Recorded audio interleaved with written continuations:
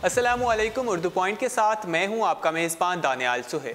Sports roundup का आगाज़ करते हैं अंडर 19 एशिया क्रिकेट कप से। फाइनल इतवार को पाकिस्तान और अफगानिस्तान के दरमियान होगा।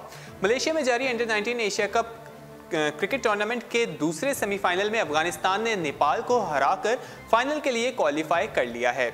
इवेंट का फाइनल इतवार को 19 नवंबर को पाकिस्तान और अफगानिस्तान के दरमियान खेला जाएगा। कोलंबिया एम्पोर में खेले गए दूसरे सेमीफाइनल में नेपाल की टीम ने पहले बैटिंग की और 103 रन्स बनाकर आउट हो गई, जिसके बाद अफगानिस्तान ने मतलूबा हदफ 3 विकेटों के नुकसान पर 21 ओवर्स में हासिल कर लिया और फाइनल के लिए क्वालिफाई कर लिया।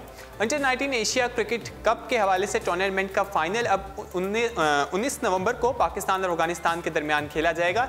याद रहे कि पाकिस्तान ने गुज़श्ता रोज़ बांग्लादेश को डिकवर्थ लेविस मेथड के तहत शिकस्त देकर फाइनल के लिए क्वालिफाई किया था। पाकिस्तान ने सेमीफाइनल में बांग्लादेश का सामना किया था, जिसमें बारिश हो गई थी, जिसके बाद मैच को वो मेथड के जरिए किया गया था, जिसमें पाकिस्तान को 2 रन से जीत का सामना करना पड़ा था। इतवार को पाकिस्तान और अफगानिस्तान के दरमियान फाइनल होने जा रहा है। देखते हैं वर्ल्ड 19 जो अंडर 19 है वो कैसा परफॉर्म करती है एशिया कप में।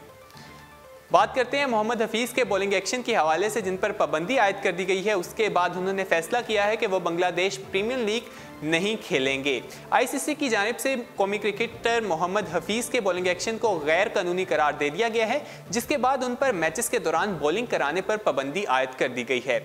आईसीसी ने कहा है कि जब तक बॉलर अपना एक्शन दुरुस्त नहीं करेंगे और दोबारा टेस्ट देकर खुद को क्लियर नहीं कराएंगे, उस वक्त तक उन्हें दोबारा बॉलिंग करने की इजाज़त नहीं दी जाएगी।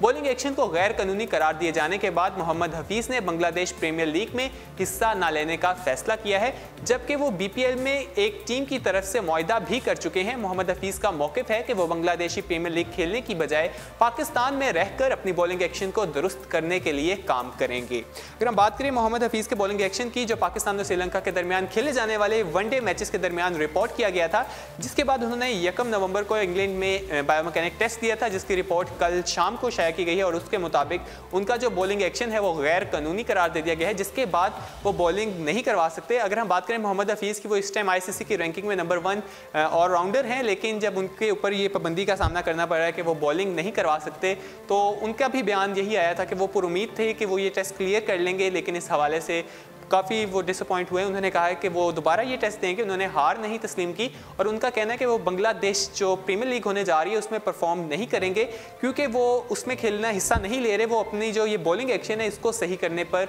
ज़्यादा वक्त देंगे। इसी हवाले से अगर हम बात करें मजीद, तो साबिक टेस्ट कप्तान वसीम अकरम ने मोहम्मद हफीज़ को बॉलिंग छोड़कर सिर्फ बैटिंग पर तवज्जो देने का मशवरा दिया है। कराची में मीडिया से गुफ्तगू करते हुए वसीम अकरम ने कहा कि पाबंदी लगने में मोहम्मद हफीज़ का अपना भी कसूर है। वो मुसलसल बॉलिंग करने के दौरान थकन का शिकार हो जाते हैं तो बाजू में खम भर जाता है। अगर मैं हफीज़ की जगह होता तो बॉलिंग को खैराबाद कहकर अपनी तवज्जो मुकम्मल तौर पर सिर्फ बैटिंग पर ही मरकूज रखता। साबिक कप्तान ने कहा कि इसमें शक नहीं कि मोहम्मद हफीज़ की सूरत में पाकिस्तान को एक अच्छे ऑलराउंडर की सहूलत मैसर थी, लेकिन ये आईसीसी का फैसला है। बायोमैकेनिक टेस्ट में नाकामी पर एक मरतबा फिर बॉलिंग एक्शन को गैर कानूनी करार दिए जाने के बाद अब मोहम्मद हफीज़ को अपनी तवज्जो बैटिंग पर रखने की ज़रूरत है। वो इस शोबे में मजीद मेहनत करके अपनी अहलियत को साबित करें। एक सवाल पर वसीम अकरम ने कहा कि बीपीएल के लिए खिलाड़ियों का इंतखाब ड्राफ्टिंग से अमल में आता है। इस निज़ाम के मुताबिक जो क्रिकेटर जिस कदर अहलियत और सलाहियत रखता हो उसको उसके मुताबिक कैटेगरी में मुंतखब होता है, लिहाजा किसी टीम पर तनकीद दुरुस्त नहीं है। T10 क्रिकेट के हवाले से सवाल पर साबिक कप्तान ने कहा कि अब लोगों के पास वक्त नहीं है। एक दौर टेस्ट क्रिकेट का था, जब 80 की दहाई में वनडे क्रिकेट का आगाज़ हुआ तो बहुत शोर मचा था। फिर T20 क्रिकेट आई तो तब भी आवाज़ें बुलंद हुई। मेरे ख्याल में क्रिकेट की असल रूह टेस्ट और वनडे में ही है, लेकिन T20 और T10 क्रिकेट तफरीह हैं। ताहम उम्मीद है कि नई तर्ज की क्रिकेट अच्छी रहेगी, जबकि मैं भी इस हवाले से बहुत पुरजोश हूँ। अगर हम बात करें तो मोहम्मद हफीज़ को मशवरा दिया है वसीम अकरम ने कि वो अपने बॉलिंग एक्शन जो है उसे छोड़ दें, क्योंकि बॉलिंग के ऊपर वक्त ज़ाया करने की ज़रूरत नहीं है। बॉलिंग को जब आप थक जाते हैं तो आपका जो खम है 15 से ऊपर चला जाता है, जो आईसीसी के कवानीन की खिलाफ वर्जी है। उनका कहना है कि वो अपनी जो बैटिंग है उस पर तवज्जो दें। और इस हवाले से भी उन्होंने बात की कि जो इन खिलाड़ियों को जिस कैटेगरी में मुंतखब किया जाता है वो ड्राफ्टिंग के अमल से किया जाता है। और उन्होंने कहा इस हवाले से जो T10 क्रिकेट लीग होने जा रही है, जिस पर काफ़ी तनकीद भी की जा रही थी कि ये T10 और टेस्ट के लिए नुकसानदेह भी हो सकती है T20 मैचेस के लिए, लेकिन उनका कहना है कि ये एक तफरीह के लिए कम वक्त है, लोग मसरूफ़ होते जा रहे हैं। अगर हम बात करें, इसी तरह 2 दिन पहले पंजाबी लेजेंड्स ने भी एक प्रेस कॉन्फ्रेंस की थी जिसमें शुएब मलिक मौजूद थे, हसन अली और उनके कोच भी वहाँ पर मौजूद थे। तो उनका भी यही कहना था कि जो T10 है वो एक अच्छी देखने को मिलेगी, क्योंकि क्रिकेट जो है वो फास्ट से फास्ट होती जा रही है। जितना टाइम कम होगा लोग उसको उतना इंजॉय करेंगे, क्योंकि लोगों के पास इतना टाइम नहीं है। आप जैसा कि जानते हैं टेक्नोलॉजी का ज़माना है और हर किसी के पास इतना टाइम नहीं है कि वो टेस्ट मैचेस 5-5 दिन तक देखे या वनडे मैचेस। तो क्रिकेट जो है वो भी हमें महदूद होती हुई नज़र आ रही है। बात करते हैं PSL स्पॉट फिक्सिंग स्कैंडल में मुलविस शर्जील खान और खालिद लतीफ़ और शाहजेब खान के इल्ज़ामात मुस्तरद करने से इनकार कर दिया था। तीनों के केस PCB की तरफ से बनाए जाने वाले 3 रुकनी ट्रिब्यूनल के सामने पेश हुए। शर्जील खान को 2.5 साल मोअत्तल समेत 5 साल पाबंदी की सज़ा सुनाई गई। ओपनर्स ने तफसीली फैसला आने के 14 रोज़ में अपील का हक इस्तेमाल करते हुए पाबंदी को चैलेंज किया था। दूसरी जानिब PCB का मौक़िफ़ था कि इनको कम सज़ा दी गई है। एजुकेटेड जस्टिस फ़कीर मोहम्मद खोकर ने फ़रक़ीन की अपील मुस्तरद करते हुए सज़ा ख़त्म या इसमें कमी पेशी करने से इनकार कर दिया था। उन्होंने अब 24 सफ़हात पर मुश्तमिल तफसीली फ़ैसला भी जारी कर दिया है। शर्जील खान के वकील शेखान एजाज ने अपील पर आने वाले फैसले के इख्तलाफ करते हुए कहा है कि हम इस फैसले से मुतमईन नहीं हैं, इसके खिलाफ हाई कोर्ट में अपील करेंगे। याद रहे कि इससे कबल खालिद लतीफ़ भी ट्रिब्यूनल की तश्कील दी गई को चैलेंज कर चुके हैं। उन्होंने भी हाई कोर्ट में गए थे, लेकिन उनकी दरख्वास्त बाद अपील भी दोनों मुस्तरद हो गई थी। अदालत में PCB का ये मौक़िफ़ तस्लीम कर लिया गया है कि कोड ऑफ कंडक्ट की खिलाफ वर्जी पर केस की समाअत और सज़ा देने का हक बोर्ड को ही हासिल है। बलाखिर उन्हें ट्रिब्यूनल के सामने पेश होना पड़ा, जिसने 5 साल पाबंदी की सज़ा सुना दी है। PCB ने उनकी ताहियात पाबंदी के लिए अपील दायर कर चुका है, जिसकी समाअत आइंदा रोज़ में की जाएगी और उसकी जो समाअत को जो देखेंगे वो जस्टिस फ़कीर मोहम्मद खोकर हैं। इस हवाले से बात करें तो PSL 2 के दरमियान हमें स्पॉट फिक्सिंग का स्कैंडल पहले ही मैच में सामने आया गया था, जिसमें खालिद लतीफ़ और जो शर्जील खान है उनके नाम सहरे फहरिस्त थे।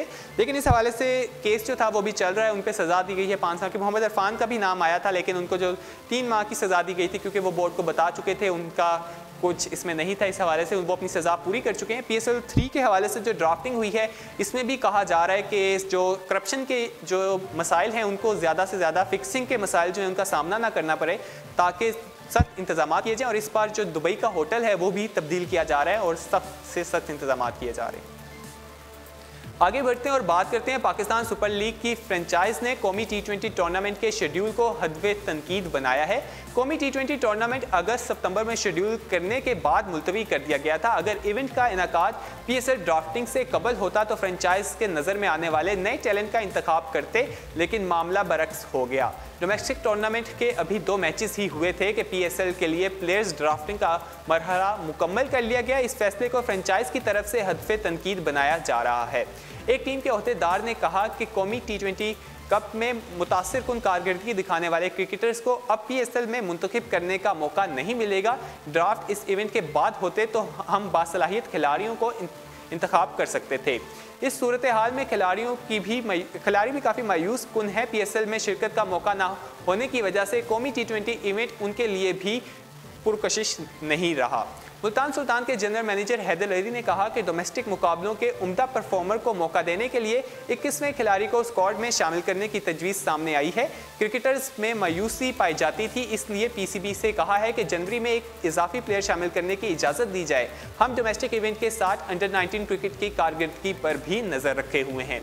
इस्लामाबाद यूनाइटेड के मैनेजर हसन चीमा ने कहा कि ड्राफ्ट बाद में होते तो फ़ायदे की बात थी, लेकिन PCB का प्लान नज़रों में होने की वजह से हम तैयार थे। हमने साहबजादा फरमान को पहले ही स्क्वाड में शामिल करने का फैसला कर लिया था। दूसरी जानिब डायरेक्टर डोमेस्टिक क्रिकेट हारून रशीद ने कहा है कि इस हवाले से कौमी T20 कप PCB ड्राफ्टिंग से पहले ही कराना चाहते थे, लेकिन वर्ल्ड 11 के दौरे की वजह से इसे मुलतवी करवाना पड़ा था। अगर हम बात करें तो फ्रेंचाइज मालिकान का जो पॉइंट है वो भी सामने आया है, जो कि एक वैलिड पॉइंट लग रहा है, क्योंकि उन्होंने कहा कि ड्राफ्टिंग से पहले अगर ये कप हो जाता, वो डोमेस्टिक लेवल पर जो नए टैलेंट है वो जिस तरह परफॉर्म करते, उनको देखते हुए उस तरह उन्हें टीम में जगह दी जाती। लेकिन अब जो है ड्राफ्टिंग का अमल तो मुकम्मल हो गया, जिसके बाद कौमी T20 कप भी हो रहा है, जो कि अब उन खिलाड़ियों के लिए भी फ़ायदेमंद नहीं है और जो फ्रेंचाइज मालिकान हैं उनकी भी उस पर इस तरह से नज़र नहीं है, क्योंकि ड्राफ्टिंग का जो अमल है वो पहले से ही हो चुका है। जो इस कप में अच्छा परफॉर्म करें कि उन्हें मौका नहीं मिल सकेगा कि वो PSL जो 3 है उसमें परफॉर्म करें।